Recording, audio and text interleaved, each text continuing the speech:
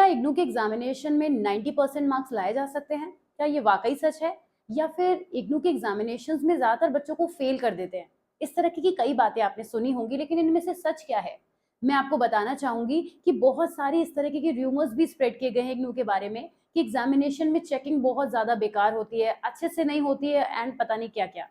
लेकिन इग्नू में 90% स्कोर करना सचमुच बहुत आसान है।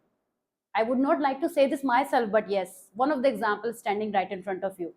तो मैंने किस तरह से अपने एग्जामिनेशन में इस तरह से मार्क्स स्कोर किए और आपको भी क्या करना चाहिए, इन टिप्स के बारे में मैं आज आपको बहुत क्विकली बताऊंगी, जिससे आप एग्जामिनेशन में बहुत अच्छा करके आए।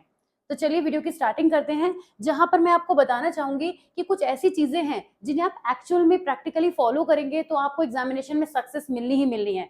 जैसे कि सबसे पहली बात अगर हम करें तो वो है प्रीवियस ईयर क्वेश्चंस की प्रैक्टिस।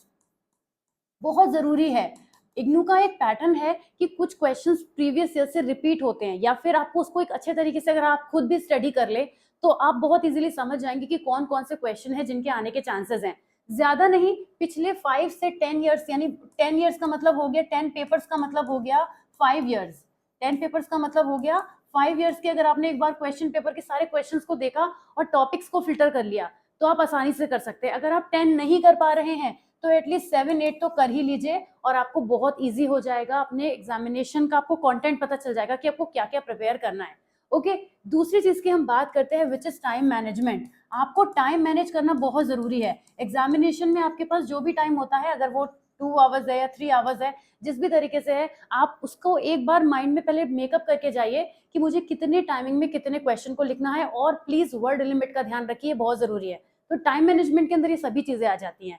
सबसे इंपॉर्टेंट ट्रिप मैं आपको बताने वाली हूँ वो ये है कि आपको एग्जाम्पल्स का यूज करना है। अगर मैं साइकोलॉजी सब्जेक्ट की बात करूं, क्योंकि हमारे चैनल पर मोस्टली आपको साइकोलॉजी का कंटेंट मिलता है, तो साइकोलॉजी में आपके पास पूरी दुनिया के एग्जाम्पल्स होते हैं। साइकोलॉजी में ऐसा कोई टॉपिक नहीं है जिसको आप एग्जाम्पल की हेल्प से नहीं कर सकते हैं। इररिलेवेंट कंटेंट को लिखने से बेटर है एग्जाम्पल यूज करिए। मैं साइकोलॉजी का एग्जाम्पल दे रही हूँ, लेकिन आप सभी में अप्लाई कर सकते हैं। सभी सब्जेक्ट्स में हम एग्जाम्पल्स को रिलेट कर सकते हैं। तो एग्जाम्पल्स का यूज करिए, यूज ऑफ एग्जाम्पल्स करिए, जिससे कि आपका जो कंटेंट है वो रेलेवेंट बने। इररेलेवेंट बातें लिखने से तो अच्छा ही है, या फिर कुछ भी इस तरीके की अननेसेसरी स्टोरीज बनाने से अच्छा है कि जो टॉपिक है अगर उसके बारे में आपको बहुत ज्यादा कुछ नहीं भी आ रहा है तो उस टॉपिक के बारे में थोड़ा लिखते हुए एग्जाम्पल्स को उसमें इंक्लूड करके उस कंटेंट की लेंथ बढ़ाइए।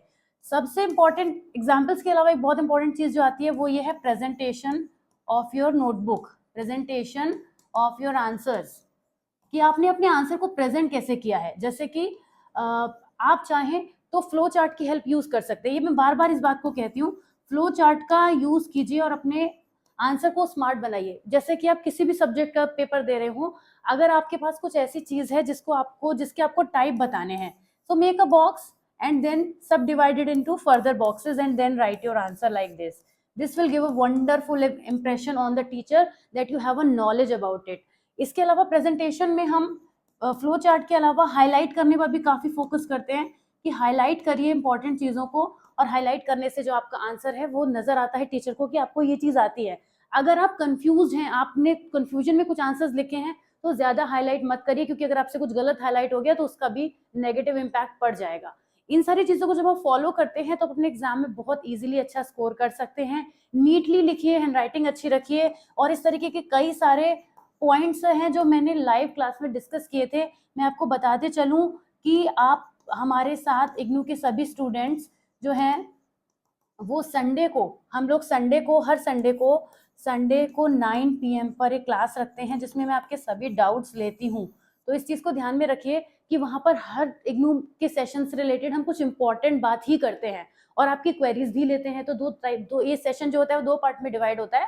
पहले हम कुछ ना कुछ एक ऐसे टॉपिक पे बात करते हैं जो आपके लिए रिक्वायर्ड है, और दूसरी हम बात करते हैं आपके जो भी डाउट्स हैं वो हम लेते हैं। तो आप वहां पर भी हमसे जुड़ सकते हैं हर संडे को 9 PM पर, और एग्जामिनेशन अच्छा करके आइएगा। और ऑल द बेस्ट, बड़े एग्जाम करिएगा, और मुझे जरूर बताइएगा एग्जामिनेशन के बाद ये टिप्स आपके कितने काम आए। वीडियो पसंद आए हो तो लाइक जरूर करके जाइएगा, चैनल पर नए हो तो सब्सक्राइब कर दीजिएगा। And I will see you soon in the next video. Till then take care, bye bye.